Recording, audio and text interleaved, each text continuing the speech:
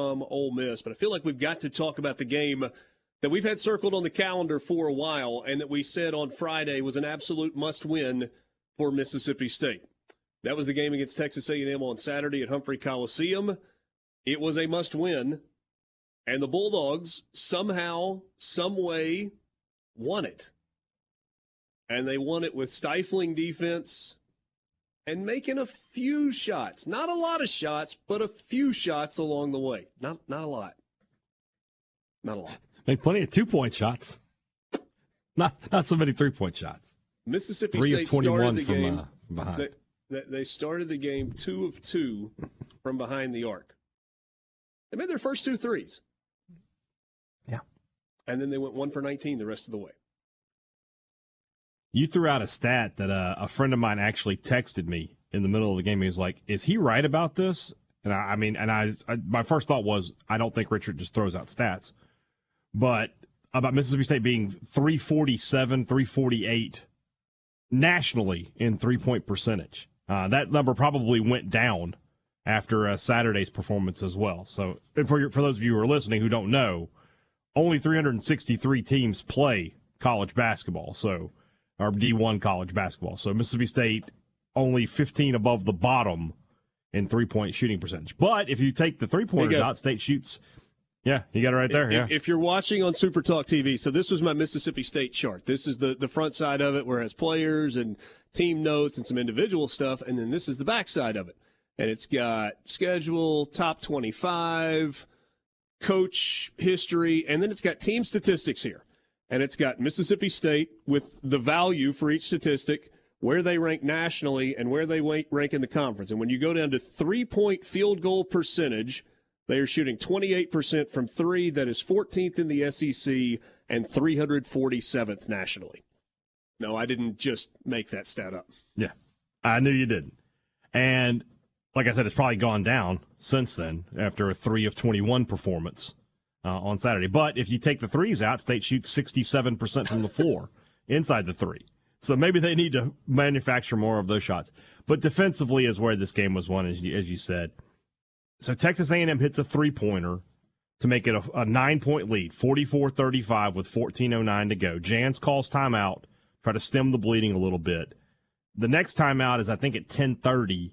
And State has the lead back. They're up 47-46 at that point. So they've gone on a 12-2 run. And as we said, there was not another made field goal. Now, A&M made plenty of free throws. They got into the bonus pretty early, and they did a good job making the free throws. Both teams did pretty good from the free throw line in this game, and there were plenty of free throws shot.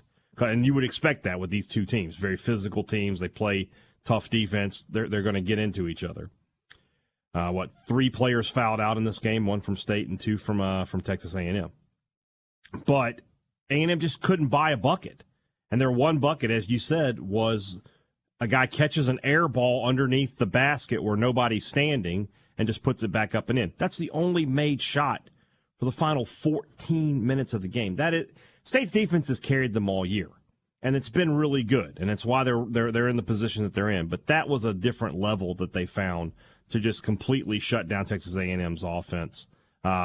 Steals, had some block shots in there. Steals led to some points in transition, a couple of big dunks, and that's how you walk away with a maybe a season-defining win for you.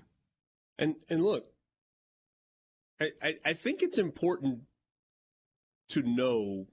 I feel like Texas A&M has been overlooked, right? Because their name is not Kentucky. Their name isn't Tennessee or Florida or Arkansas. It's Texas A&M basketball, and so they kind of fly below the radar. Going into the game, their 6 straight wins was the longest current SEC winning streak. It was Texas A&M's longest since closing out the 2015-16 season. Their 13-2 start to SEC play was the best 15-game start they've had since joining the league. And it was their second-best start in conference play ever. The only one that was better was 14-2 when they won the Southwest Conference in the season that finished in 1980. How could we forget? This was a historically good... legendary team. It was a historically good Texas A&M team. And they went 14 playing minutes as well and as made anybody one in the shot country in the second half. Yeah.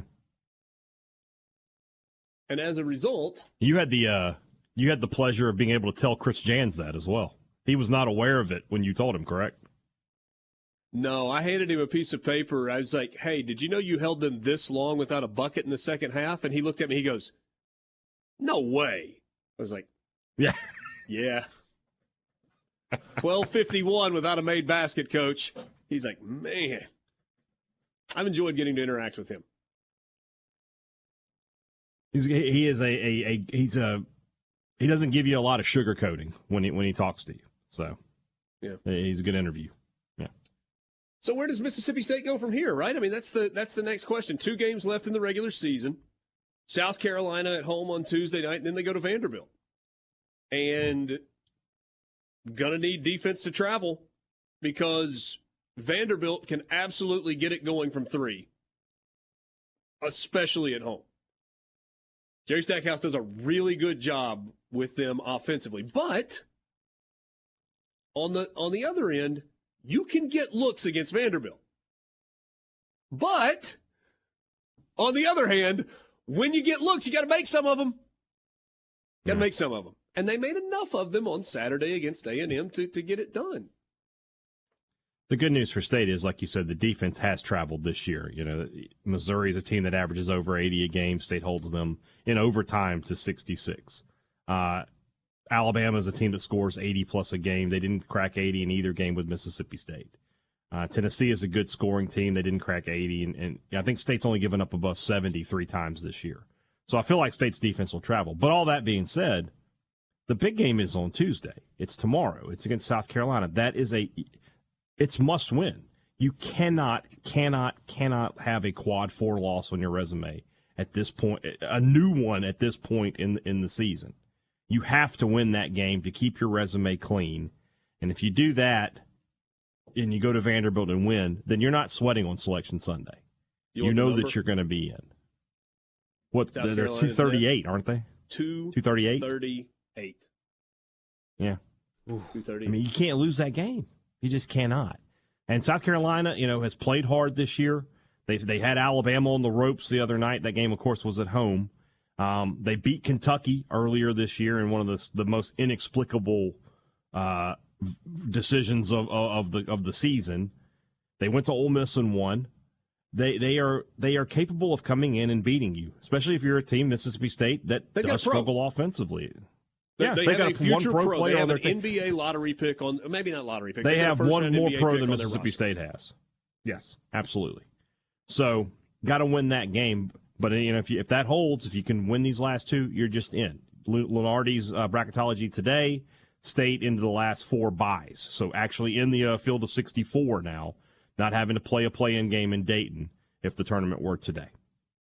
In the bracket.